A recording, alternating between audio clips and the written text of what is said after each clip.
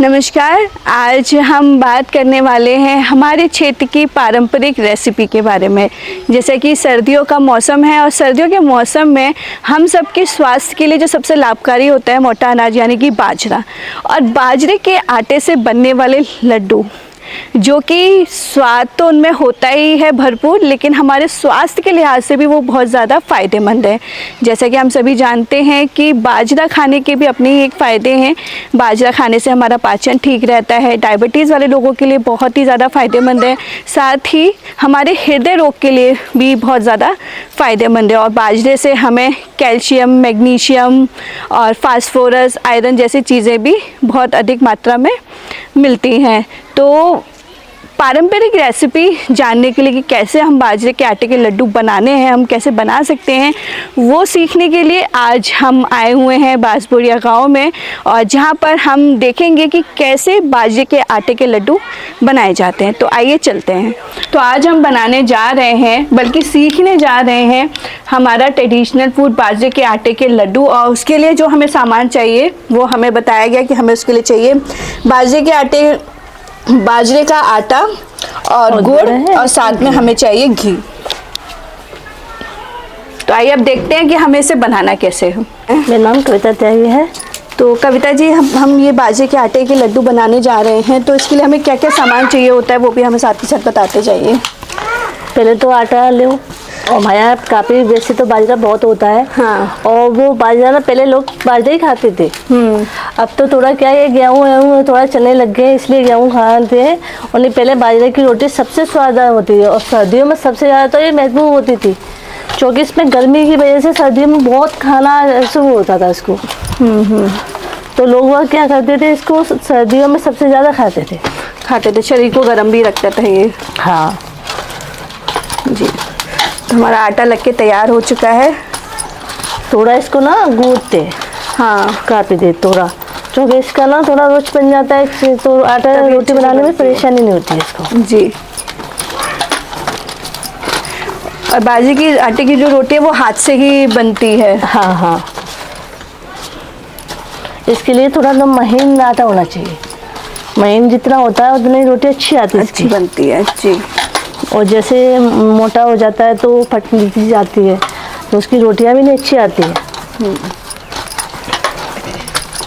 बच्चे पसंद करते हैं घर में बाजरे की रोटी खाना? हाँ हाँ, बच्चों को जब भी मन करता है जब भी बनाती हूँ। अच्छा।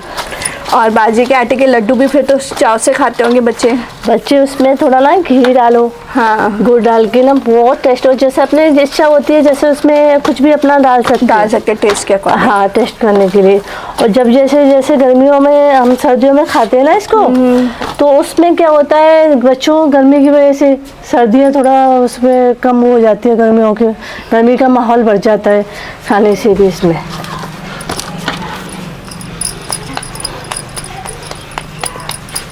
जैसे करके हम आज उसकी लोई बनाएंगे, और लोई बनाने के बाद थोड़ा इसमें पानी लगाएंगे, थोड़ा ही लगाएंगे, ज़्यादा नहीं लगाएंगे, क्योंकि वो जलने लग जाती है, चिपक के ना, इसलिए। जी जी।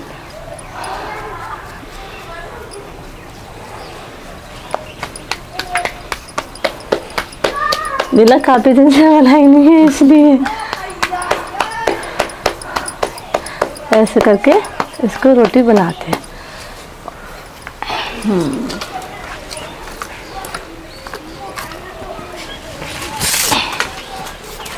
और ये ना जैसे जब भी हम बनाते हैं ना, इसको गरम ही गरम मिलते हैं। अच्छा। उसमें गरम ही घी डालते हैं, थोड़ा पिघला हुआ, और गुड़ डाल के उससे खाओ, बड़े टेस्ट देता है उसे।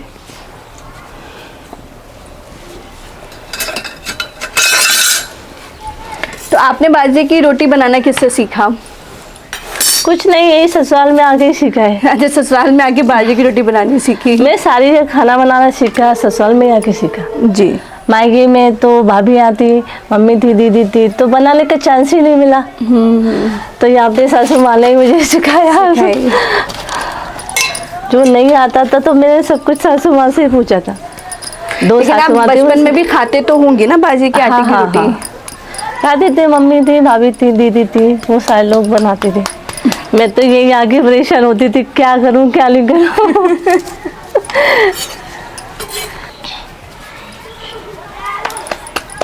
ये रोटियां ना उड़द की दाल भी बनाओ ना साथ में, उससे भी स्वाद लगती है। बहुत टेस्ट लगती है उसमें। मुझे बैंगन के भरते के साथ बहुत पसंद है। नहीं, यहाँ पे तो सब लोग उड़द की दाल से खाते हैं। हाँ।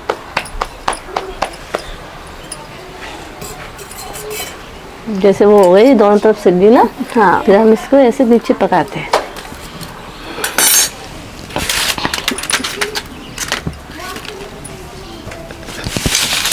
सबसे ज़्यादा ये सर्दियों में ज़्यादा वो होती है। हाँ। गर्मियाँ तो ये है कि गर्मियाँ थोड़ा परेशानी हो जाती है ना, इसलिए खा के सर्दियों में सबसे ज़्यादा ये लोग फायदा पसंद करते हैं। क्या फ़ायदा होता है? और जैसे कि ये तो आपने बताया कि सर्दियों में हम खाते हैं तो हमारा शरीर भी गर्म रहता है, उसके अलावा जैसे हमारे दर्द वगैरह होता है ना, तो गर्म गर्म इसी को खाते हैं ना, तो थोड़ा उससे भी हमें आराम मिलता है। हाँ, हड्डियों के लिए। हाँ, हाँ। जैसे परेशानी नहीं होती इस चीज़ में, क्योंकि गर्म चीज़ खाओ और ठंडी भी सर्दियों में परेशानी होती है, और गर्म इसको ना खाने से थोड़ा हमें भी राहत मिलती है शरीर। इसलिए तो इसे बाजरे की रोटी हो सर्दियों में खाया जाता है।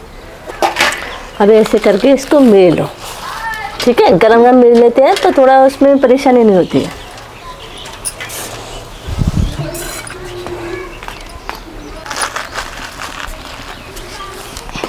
थोड़ा इसको मेहन कर लो, गरम गरम इसमें घी डालो और गुड़ डाल के बना के रखो इसको।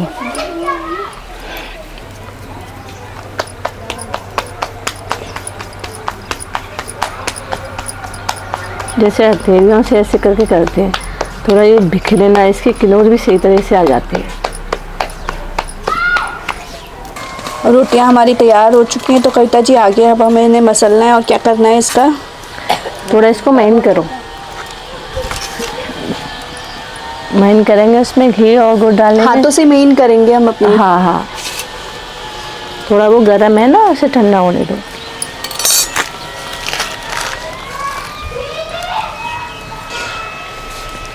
तो हमको बाजरे की रोटी बना के उसके बाद उसको अपने हाथों से इसको महीन महीन मसलना है, जैसा अभी हमें कविता जी ने बताया।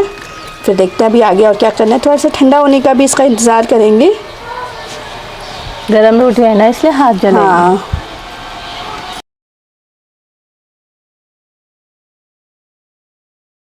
सामने बड़े बड़े डोले को उठा लेते हैं और ये छोटा छोटा ना उसको डाल लेते हैं। अच्छा। तो हम रोटियां जैसे मसलेंगे ना, तो उसमें थोड़ा वो हो जाएगा, मिल जाएगा। मतलब हमें गुड़ को भी अच्छे से मसल के रोटी में मिलाना है। हाँ हाँ, तो वो मिल जाता था, उससे और टेस्ट बढ़ जाता है। जैसे हमने ये छोटा छोटे पीस ले लिए,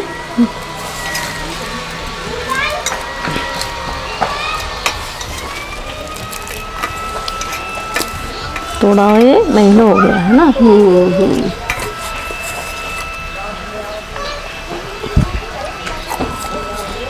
ये महीन महीन गुड़ हमने रोटी में मिलाया है, उस हिसाब से डालते हैं इसको गुड़ को। हाँ।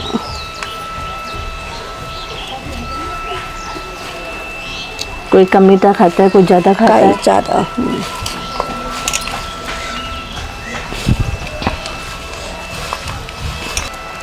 ये आ गया हमारा घी। ऐसे करके थोड़ा इसको अच्छे से मिल जाता है। घी जितना मिल जाएगा उतना ही रोटियों में टेस्ट आएगा उसमें, बाजरे की रोटियों में। जैसे लगता है उसमें हम उसका घी का उसको खा रहे हैं, क्या लड्डू वगैरह उसका।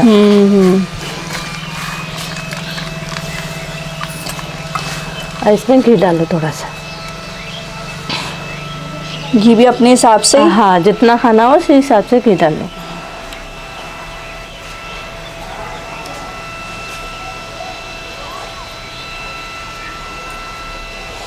आम भाषा में से हम मलीदा भी कहते हैं। हाँ हाँ हाँ, जी बाजरे का मलीदा। मलीदा हमारे गाँव से ऐसे ही बोलते हैं इसको तो। अब गांव में रहते हैं तो गांव की तरह ही बोलना पड़ेगा ना। बिल्कुल।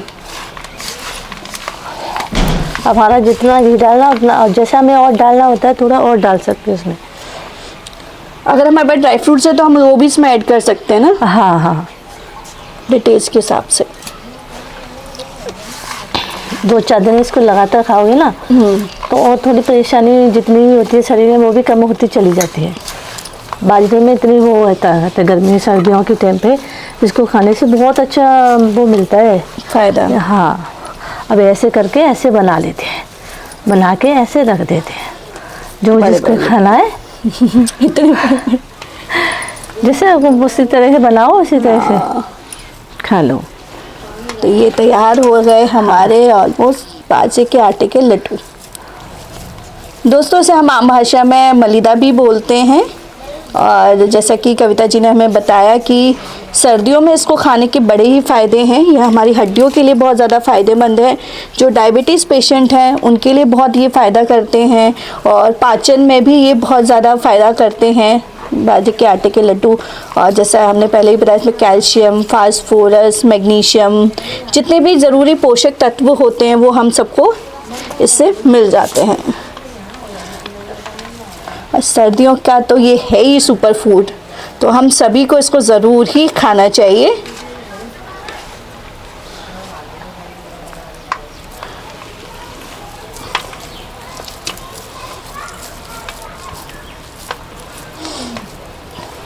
ये हमारे बाजरे के ये हमारे तैयार हैं बाजरे के आटे के लड्डू, जिसे जैसे मैंने पहले भी बताया, कविता जी ने भी बताया कि आम भाषा में हम इसे कहते हैं बाजरे के आटे के मलिदा।